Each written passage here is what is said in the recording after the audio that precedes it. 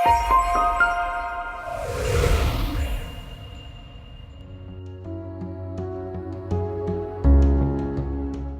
those who are oppressed under a sense of sin remember that there is hope for them.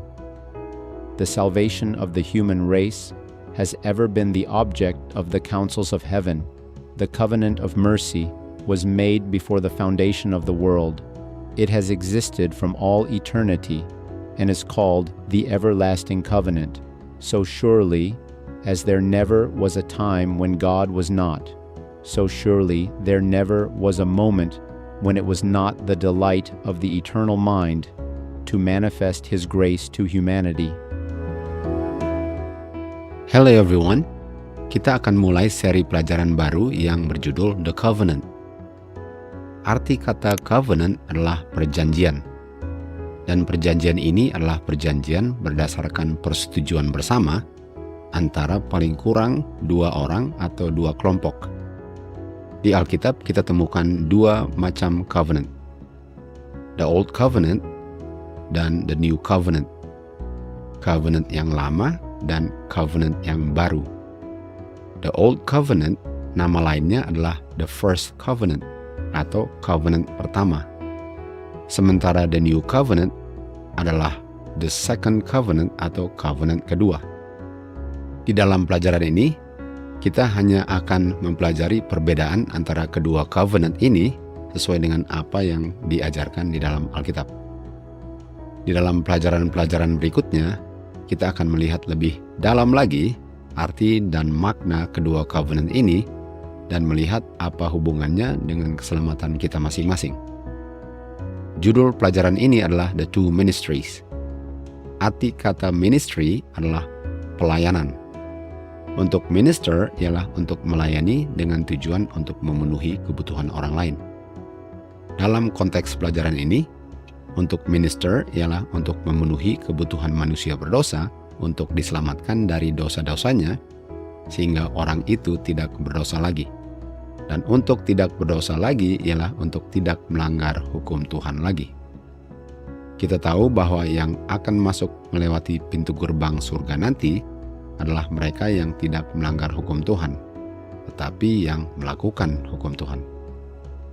Diberkatilah mereka yang melakukan hukum-hukum Tuhan, karena mereka berhak untuk makan buah dari pohon kehidupan itu. Setiap orang yang makan buah pohon itu tidak bisa mati dan akan hidup selama-lamanya. Jadi mari kita mulai pelajaran kita.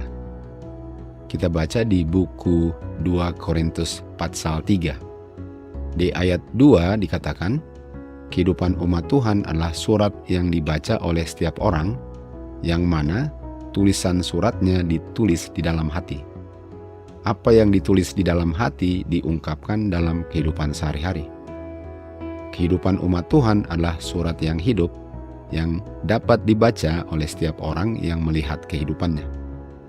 Rasul Paulus membuat perbandingan antara surat yang ditulis di kertas dengan tinta dengan yang ditulis di dalam hati, yang ditulis di 2 loh batu dengan yang ditulis oleh Roh Tuhan di dalam hati. Di ayat 6, Rasul Paulus membedakan the New Covenant dari the Old Covenant. The New Covenant adalah surat yang ditulis oleh Roh Kudus di dalam hati dan yang memberikan kehidupan. Sementara the Old Covenant adalah surat yang ditulis di atas kertas yang membunuh atau yang mematikan. Jadi kita bisa lihat perbedaannya antara the Old Covenant dengan the New.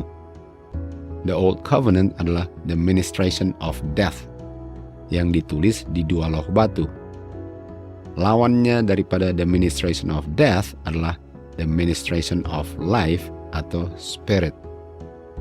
The Old Covenant adalah the ministration of death atau the ministration of condemnation yang menuduh manusia sebagai pelanggar hukum dan patut mati. Sementara the New Covenant adalah the ministration of righteousness. Righteousness adalah right doing, melakukan yang benar dan yang baik. Artinya the Old Covenant adalah the ministration of unrighteousness. Mari kita lihat perbandingannya. The Old Covenant adalah the ministration of death, ditulis di kertas dengan tinta dan yang juga ditulis di 2 loh batu. Nama lainnya adalah the ministration of condemnation dan the ministration of unrighteousness. Condemnation ialah tuduhan terhadap kesalahan kita, yaitu dosa. Unrighteousness adalah dosa. 1 Yohanes 5 ayat 17. Semua unrighteousness adalah dosa. Semua yang unrighteous tidak akan mewarisi kerajaan surga. 1 Korintus 6 ayat 9. The New Covenant atau the Second Covenant adalah the ministration of life atau spirit. Kita baca itu di Yohanes 6 ayat 63 bahwa spirit adalah life. Dan ditulis di hati atau di dahi oleh Roh Kristus. The New Covenant ini memberikan kehidupan, bukan kematian. Ministration of righteousness, artinya yang diminister tidak berdosa. Mereka menurut hukum Tuhan dan mereka memperoleh kehidupan kekal. Sekarang kita bandingkan kedua covenant ini di buku Ibrani pasal 8. Ayat 6 kita baca, the new covenant di-establish berdasarkan ministry yang lebih baik atau excellent. Artinya the old covenant di-establish berdasarkan ministry yang less excellent atau yang tidak baik. The new covenant adalah covenant yang lebih baik atau better covenant dibandingkan dengan the old covenant. The old covenant adalah covenant yang lebih tidak baik atau worse covenant dan di-establish berdasarkan janji yang tidak baik. Sementara the new covenant di-establish berdasarkan janji yang lebih baik, established upon better promises. The new covenant adalah covenant yang tidak ada fault-nya atau tidak ada kesalahannya. Sementara the old covenant adalah covenant yang faulty atau covenant berdasarkan yang salah. The old covenant adalah perjanjian yang tidak baik karena janjinya tidak baik. Umat Israel membuat janji untuk melakukan perintah-perintah Tuhan dengan mereka katakan, semua yang Tuhan ucapkan kita akan lakukan. Sementara manusia berdosa tidak sanggup untuk melakukan yang baik tanpa kuasa grace. Mereka harusnya bilang, dengan kuasa Tuhan kami sanggup untuk melakukan semua yang Tuhan perintahkan. Tapi bukan itu yang mereka katakan. Yang mereka katakan, semua yang Tuhan perintahkan, kita atau kami akan lakukan. Yang mereka janjikan adalah janji the old covenant. Karena mereka tidak mengerti bahwa mereka tidak sanggup untuk melakukan suatu apapun yang baik tanpa kuasa Tuhan atau tanpa the grace of God. Itu sebabnya the old covenant di-establish berdasarkan janji mereka yang tidak baik. Janjinya faulty. Sementara the new covenant di-establish berdasarkan janji Tuhan. Bahwa Tuhan yang memenuhi janjinya bagi setiap orang yang percaya akan kuasanya. The old covenant disahkan atau di-ratify oleh darah binatang. Sementara the new covenant di-ratify atau disahkan oleh darah Kristus yang dia tumpahkan di kayu salib. Kesimpulannya, tidak ada orang yang berada di bawah the old covenant yang akan diselamatkan. Semua yang berada di bawah the first covenant adalah mereka yang akan dibinasakan. Tidak seorang pun bisa diselamatkan oleh the ministration of death atau the ministration of unrighteousness yang adalah the ministration of condemnation. Covenant yang Tuhan inginkan ialah covenant berdasarkan hukumnya ditulis di dalam hati manusia. Sehingga gerejanya adalah surat yang hidup yang dibaca oleh setiap orang. Bukan gereja yang hanya mengutip hukumnya, sementara kehidupannya tidak mencerminkan karakter Bapa di surga. Jadi kita bisa lihat dengan sangat jelas perbedaannya antara the old covenant dengan the new covenant. Di bawah the new covenant, syarat yang memungkinkan diperolehnya kehidupan kekal sama dengan syaratnya di bawah the old covenant. Sama-sama adalah penurutan sempurna terhadap hukum Tuhan. Tidak ada seorang pun yang berada di bawah the Old Covenant yang sanggup untuk menurut hukum Tuhan dengan sempurna kalau dia menggunakan kemampuannya sendiri. Karena di bawah covenant itu, mereka yang mau melakukan perintah Tuhan melakukannya tanpa kuasa grace Tuhan. Contohnya umat Israel di Bukit Sinai. Semua yang Tuhan perintahkan, mereka katakan, kami akan melakukan. Artinya mereka yang membuat janji bahwa mereka akan melakukan. Di bawah the Old Covenant, banyak pelanggaran yang terjadi, yang tidak ada penebusannya, kecuali mereka bertobat, dan bergantung sepenuhnya kepada kuasa Tuhan yang menyanggupkan mereka untuk melakukan hukum Tuhan.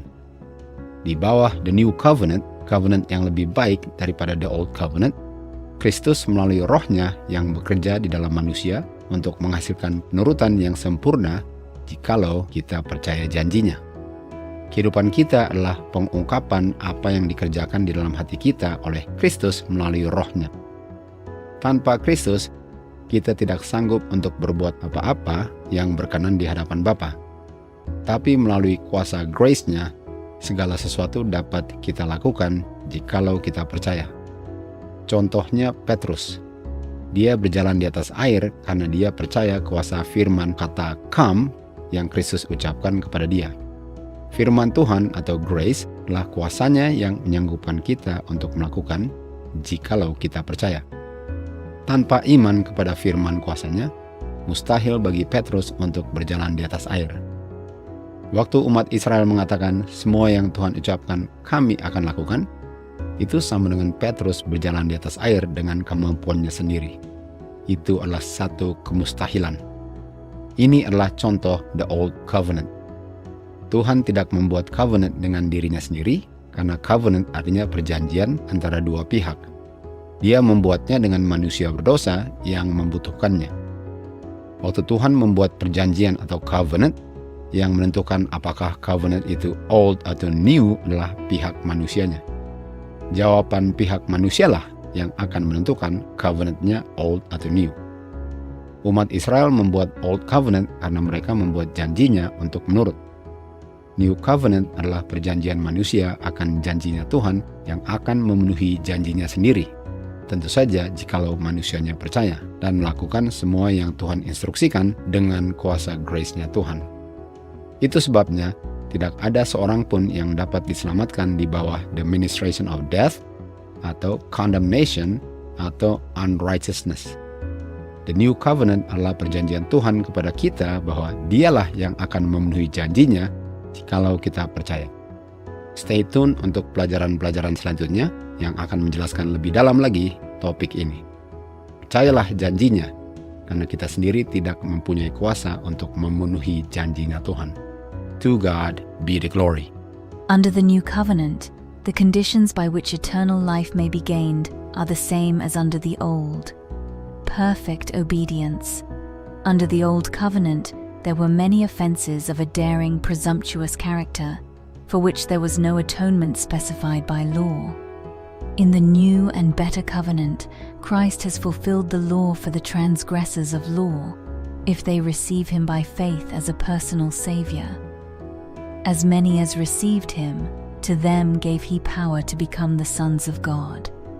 Mercy and forgiveness are the reward of all who come to Christ, trusting in his merits to take away their sins. In the better covenant we are cleansed from sin by the blood of Christ.